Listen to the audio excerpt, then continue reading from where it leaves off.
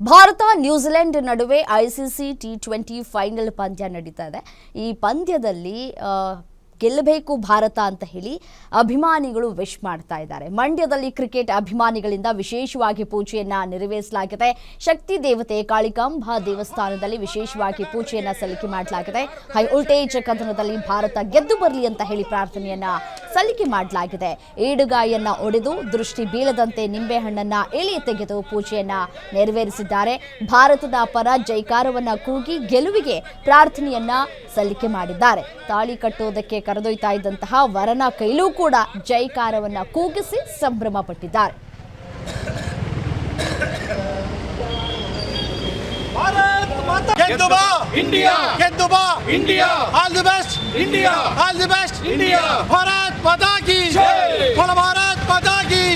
ಇವತ್ತು ಮಂಡ್ಯ ಜಿಲ್ಲೆಯಿಂದ ಕ್ರೀಡಾಭಿಮಾನಿಗಳು ನಮ್ಮ ಇಂಡಿಯಾ ಗೆಲ್ಲಿ ಅಂತ ಅಂದ್ಬಿಟ್ಟು ಆದಿಶಕ್ತಿ ಕಾಳಿಕಾಂಬಾ ದೇವಸ್ಥಾನದಲ್ಲಿ ನಿಂಬೆಹಣ್ಣು ತೆಗೆದು ಹಿಡಿದ ಹೊಡೆದು ಯಾವುದೇ ಆಟಗಾರರಿಗೆ ತೊಂದರೆ ಆಗಬಾರ್ದು. ಅಭಿಷೇಕ್ ಶರ್ಮಾ ಫೇಲ್ ಆಗ್ತಾ ಇದ್ದಾರೆ, ಅವ್ರು ಇವತ್ತು ಹಾಫ್ ಸೆಂಚುರಿ ಮಾಡಲೇಬೇಕು. ಸೂರ್ಯಕುಮಾರ್ ಅವರ ಅಬ್ಬರ, ಬುಮ್ರಾ ಅವರ ಎಸೆತ ನ್ಯೂಜಿಲೆಂಡು ಆಲ್ಔಟ್ ಆಗಿ ಇಂಡಿಯಾ ಗೆಲ್ಲಬೇಕು ಅಂತ ನಾನು ಹೇಳಕ್ಕೆ ಇಷ್ಟಪಡ್ತೀನಿ. ಇವತ್ತು 2026 ಟಿ20 ವರ್ಲ್ಡ್ ಕಪ್ನಲ್ಲಿ ಭಾರತ ಮತ್ತು ನ್ಯೂಜಿಲೆಂಡ್ ಫೈನಲ್ ಬಂದಿದೆ.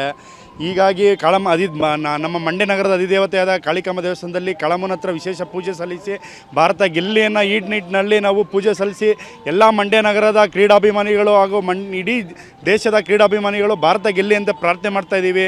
ಇಂಡಿಯಾ ಇವತ್ತು ಗುಜರಾತ್ನ Ahmedabad ನಗರದಲ್ಲಿರ್ತಕ್ಕಂಥ Narendra Modi ಸ್ಟೇಡಿಯಮ್ಮಲ್ಲಿ T20 world cup ಇವತ್ತಿದೆ. New Zealand ವಿರುದ್ಧ ಇವತ್ತು ಭಾರತ ಸೆಣಸಾಡ್ತಾ ಇದೆ.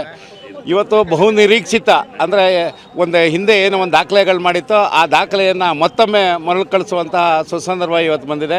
ಟೀಮ್ ಇಂಡಿಯಾಕ್ಕೆ ಗೆಲುವಾಗಲಿ ಅಂತೇಳಿ ಇವತ್ತು ನಾವು ಭಾರತೀಯ ಜನತಾ ಪಾರ್ಟಿ ಕಾರ್ಯಕರ್ತರು ಮತ್ತು ದೇಶಾಭಿಮಾನಿಗಳು ಎಲ್ಲರೂ ಒಟ್ಟಿಗೆ ಸೇರಿ ಇವತ್ತು ನಗರದ ಅಧಿದೇವತೆ ಶಕ್ತಿ ದೇವತೆ ಕಾಳಮ್ಮ ದೇವಾಲಯದಲ್ಲಿ ವಿಶೇಷವಾದಂಥ ಪೂಜೆಯನ್ನು ಮಾಡಿಸೋದ್ರ ಮುಖಾಂತರ ಈ ಬಾರಿ ವರ್ಲ್ಡ್ ಕಪ್ ನಮ್ಮದಾಗಲಿ ಅಂಥೇಳಿ ಇವತ್ತು ನಮ್ಮ ಭಾರತ ದೇಶ ಗೆಲ್ಲಬೇಕು ಅಂಥೇಳಿ ನಮ್ಮ ಮಂಡ್ಯದಲ್ಲಿ ಶ್ರೀ ಶಕ್ತಿ ದೇವತೆ ಕಾಳಮ್ಮ ದೇವಸ್ಥಾನದಲ್ಲಿ ವಿಶೇಷವಾಗಿ ಪೂಜೆ ಮಾಡಿ ಒಂದು ನಿಂಬೆಹಣ್ಣನ್ನು ಇಳಿ ತೆಗೆದು ಇಡಿಗಾಯನ ಹೊಡೆದಿದ್ದೀವಿ.